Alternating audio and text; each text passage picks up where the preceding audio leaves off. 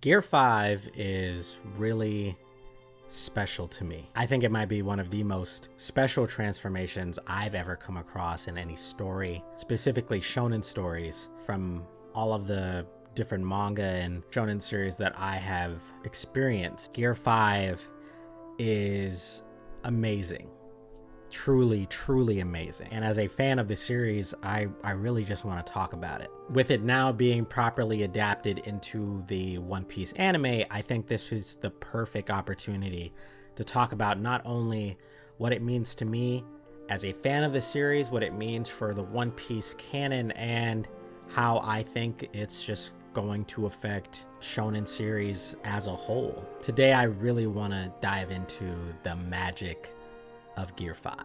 When Gear 5 was initially introduced to us as fans in the manga last year, sometime in March, it was unexpected, but everything I think I needed from One Piece. All of the pieces were there in terms of the story, but none of us really had put it together the way that it was meant to be put together that way. There was something so cathartic about Gear 5.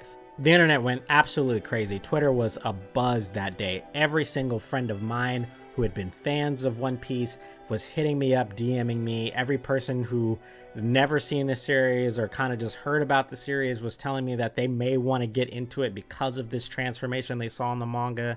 This transformation was so unbelievably infectious at the time that it was shown to us for the first time. Mystery and intrigue. What would it look like? What would this color palette? How does it affect Luffy? How does it work? As the weeks went on, more and more of the layers of it were peeled away, and Oda was showing us more and more of what this form can do. It was just so much fun to watch week to week this transformation that we had never knew that we needed, but finally got. Gear 5 felt like a reward as a One Piece fan. This is a dedication to your devotion to watching the story, reading the story from beginning all the way up to this point.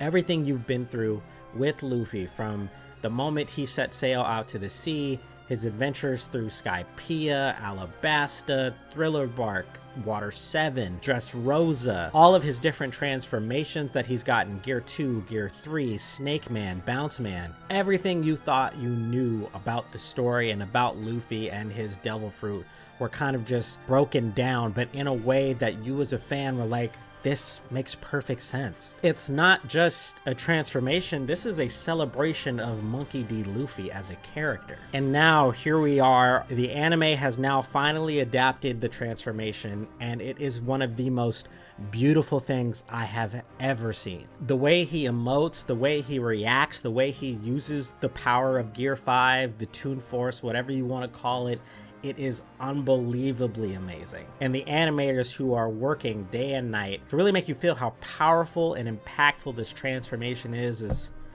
beyond anything I've ever seen in any other series. Well, maybe one series, and I will get to that in a little bit. And even in terms of the ride you took with watching the anime, this feels like another reward. Gear 5 would not exist without the complete change up of the animation team that Studio Toei did with Wano. Don't get me wrong, I have loved every single other iteration of Luffy's different gears and different arcs with the animation team that was working on it at the time.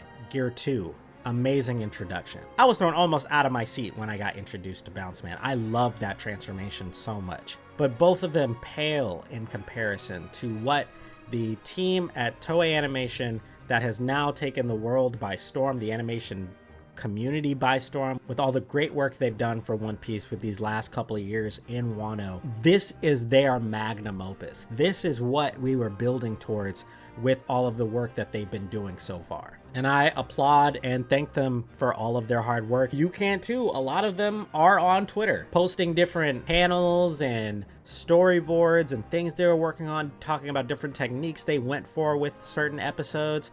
They're on Twitter right now and you can check them out. But of course, the real mastermind behind all of this is Oda himself. Oda's design philosophies that he's spoken about in different interviews and even in the sketch work he did for Gear 5 and what he was trying to go for, what inspired him, was so very telling and properly encapsulated in the form itself. Pulling from references like Tom and Jerry, which gives Gear 5 all of the different cartoony, different abilities that he can do. And just that essence of being this kind of unserious, comedic, godlike character going up against super serious beasts like Kaidou himself really speaks to Oda's philosophy with One Piece in general.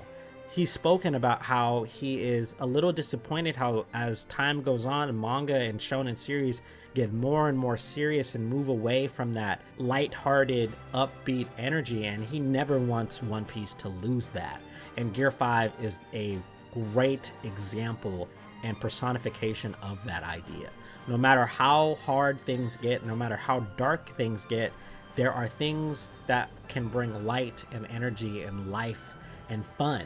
And we should be looking for those things and inspiring for those things. That's what Gear 5 is. That's what Gear 5 means to me, and that's why I love it so much. That's why I smile when I think about it. That's why I smile when I see it, because it is happiness incarnate. It is joy personified. Now, the obvious main conversation surrounding Gear 5 is its comparison to other transformations. I understand that a lot of people in the One Piece community love to do the comparison game between itself and other anime, specifically shonen communities, with their different abilities, characters, transformations, all that stuff.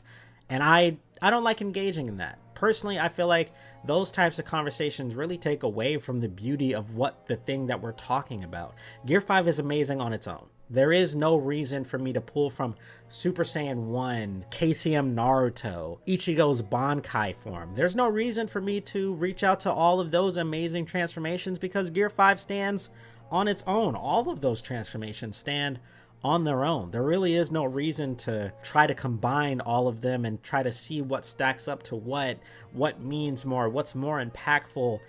I feel like that kind of conversation is lazy and doesn't speak to how amazing these forms are by themselves.